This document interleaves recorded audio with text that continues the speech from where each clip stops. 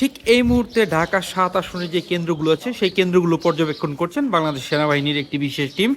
আমরা আপনাদেরকে যদি একটু দেখাবার চেষ্টা করি, তারা কিন্তু বিভিন্ন কেন্দ্রগুলো পর্যবেক্ষণ করছেন যাতে করে কোনো ধরনের কোনো বিশৃঙ্খলার সৃষ্টি না হয়। তারই ধারাবাহিকতায় কিন্তু ভোর থেকেই কিন্তু সেনাবাহিনীর একটি বিশেষ টিম ঢাকা ৭-এর প্রত্যেকটি কেন্দ্রে ঘুরে তারা পর্যবেক্ষণ করছেন। আপনাদেরকে যদি একটু দেখাবার চেষ্টা করি তাহলে দেখবেন এখানেই কিন্তু ঢাকা ৭ আসনের বেশ কয়েকটি কেন্দ্রে কিন্তু সকাল হতে সেনাবাহিনীর বিশেষ একটি টিম তারা কিন্তু ইতিমধ্যে প্রত্যেকটি কেন্দ্র ঘুরে ঘুরে পর্যবেক্ষণ করছে যাতে করে এই ত্রয়োদশ জাতীয় সংসদ নির্বাচন 2026-এ কোনো ধরনের কোনো বিশৃঙ্খলা এবং নাশকতার সৃষ্টি না হয়।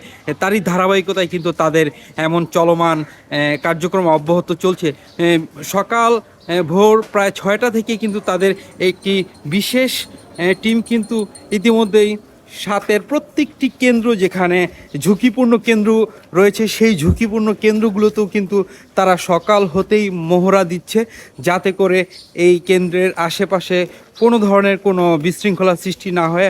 আপনাদেরকে যদি আমরা একটু দেখাবার চেষ্টা করি তাহলে দেখবেন ঢাকা ৭ আসনের প্রত্যেকটি কেন্দ্রেই কিন্তু সেনাবাহিনীর বিশেষ টিম যে রয়েছে সেই বিশেষ টিম কিন্তু ইতিমধ্যেই কিন্তু তারা সেই প্রত্যেকটি কেন্দ্রেই কিন্তু ইতিমধ্যে অবস্থান করছেন।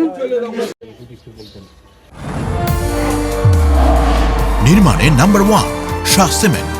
জি, আসসালামু আলাইকুম। আমাদের এই কার্যক্রম ভোট শেষ হওয়ার পরবর্তী টাইম পর্যন্ত ভোট গণনা থেকে শুরু করে সর্বলাস্ট একবার স্টেপ পর্যন্ত আমাদের কার্যক্রম অব্যাহত থাকে।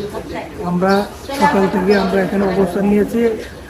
সার্বিকভাবে আমাদের এই কেন্দ্রগুলো আমরা সার্বক্ষণিকভাবে পর্যবেক্ষণের আওতায় রেখেছি এবং একটি সুন্দর নির্বাচনের জন্য বাংলাদেশ সেনাবাহিনী ইতিপূর্ব থেকে যেভাবে কাজ করে আছে আজকে আমাদের কাজকে আমরা এভাবে বেগবান রাখবো। ইনশাল্লাহ আমরা জাতিকে একটা সুস্থ নির্বাচন আমরা দেখে পাই।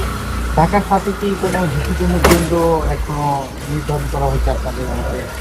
ঝুঁকিপূর্ণ কেন্দ্র বলতে আমাদের এখানে আমার আওতাধীন যে কটা কেন্দ্র সেগুলোকে আমাকে ঝুঁকিপূর্ণ কেন্দ্র আমি পাই নাই।